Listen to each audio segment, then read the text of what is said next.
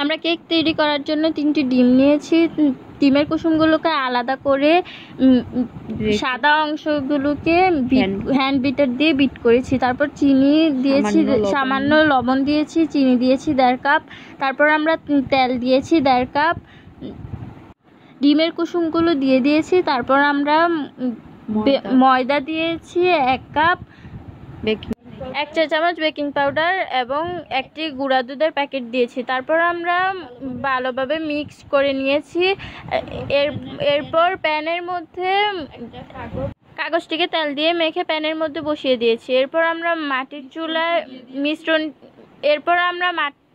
মিশ্রণটি প্যানের মধ্যে দিয়ে মাটির চুলায় তাওয়ার উপর বালু দিয়ে হালকা গরম করে নিয়েছি এবং প্যানটি বসিয়ে দিয়ে নিবু আছে 20 থেকে 30 মিনিট জাল দিয়েছি।